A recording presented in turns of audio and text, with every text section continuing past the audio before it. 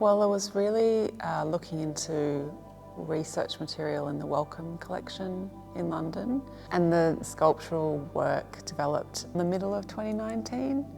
and then there was a sort of bringing together of the research elements and the more practical elements in the studio. This work was a starting point coming quite directly from some of the research material that I was looking at to do with spontaneous generation theory, where I had read that there were some recipes that were coined by a Belgian physician in the 1600s, which would suggest how life could emerge without having a parent or a seed through inanimate matter. So there was this idea of pneuma, or vital heat, which could produce life from decaying matter. And that was disproven in 1859 by Louis Pasteur. But this idea was upheld for centuries, and I found that really interesting, that there was this sort of long-held mistake or error in human reasoning. And I wondered about the idea of following this recipe quite literally so that it could be followed or pursued to its illogical ends to create something else. So the recipe goes, if you take a brick, carve an indentation into the brick and fill it with basil and cover the void with another brick so that it's completely sealed, and leave the bricks in the sunlight, and from that scorpions will emerge. I think it was really the idea that this way of thinking about life was a sort of long-held mistake, and the idea that without mistakes there's no reason to push through to find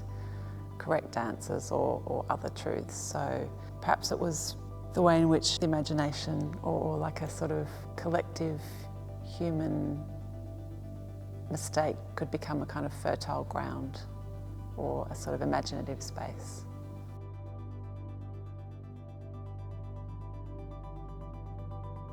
I tentatively use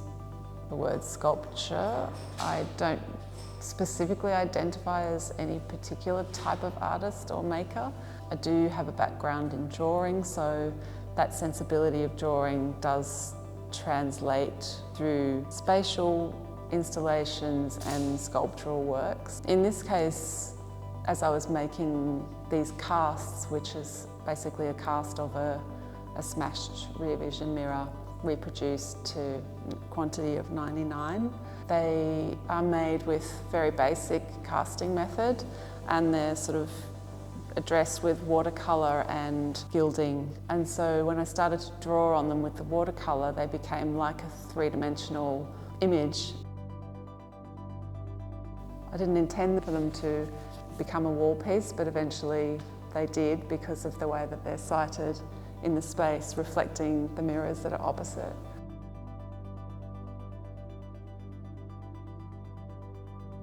I didn't start with a synopsis of creating something that was directly referencing something else, but through the process of making the work, it has sort of dawned on me that it is relevant to spaces that I've been close to on a very daily basis, walking through the streets and often encountering the sort of peripheral edges of marketplaces.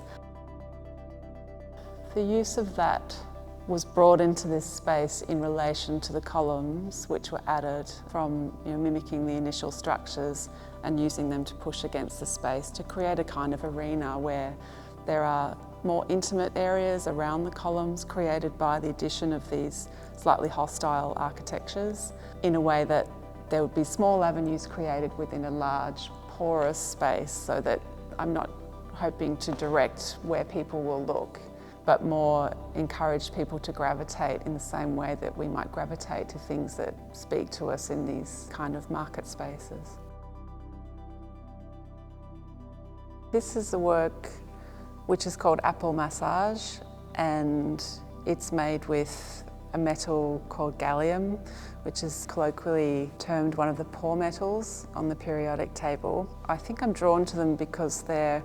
considered to be quite lowly, and they're used in technological applications where their power is sort of concealed, and the way that they become useful is that when they're sort of alloyed together, or when they're working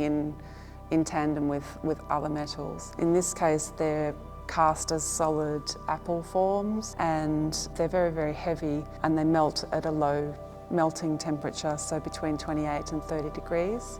And when the heat from the lamp is touching the surface, it withers away and drips through, and the gallium, which looks mercurial, gathers on this surface underneath. And in this case, it's a bag, like a shopping bag, which has been flayed and stretched to collect, but it also refers to an animal form, like a hide or some kind of other sort of skin-like surface.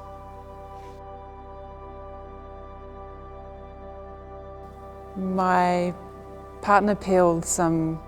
apples so that I could make a cake. It was at Easter time and I was making an apple cake, and when he peeled the skin, they were left on the counter, and I watched them for a while, and in the warmth the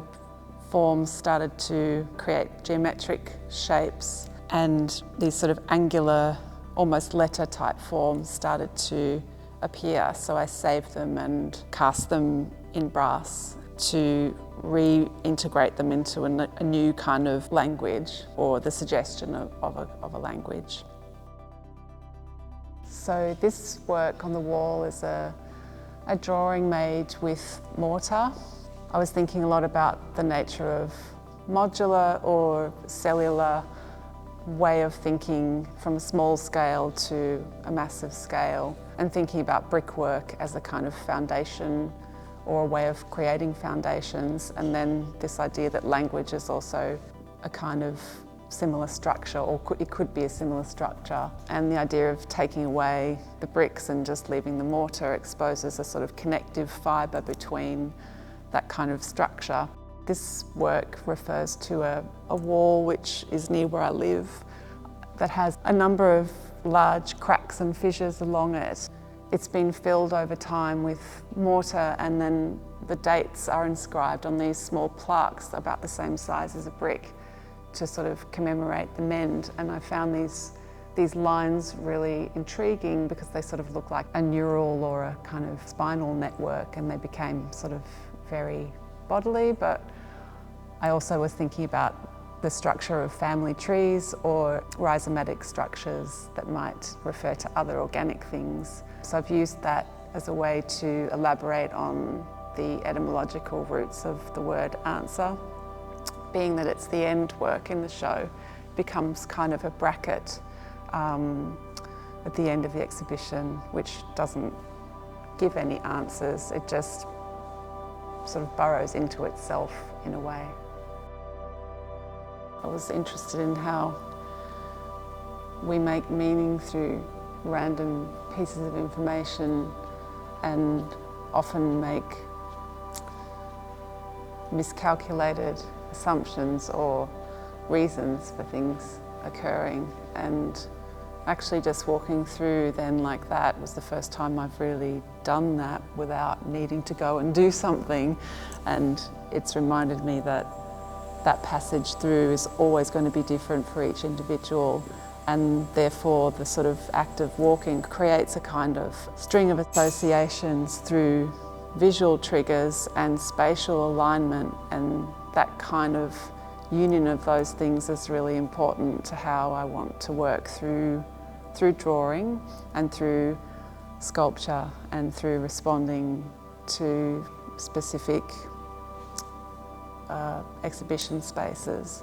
so that there is not a didactic way of understanding the work or making meaning from it, but a kind of middle ground between something being presented and something being brought out and imposed on the work by the viewer, which is inevitable. The idea of misinterpretation is key in that respect.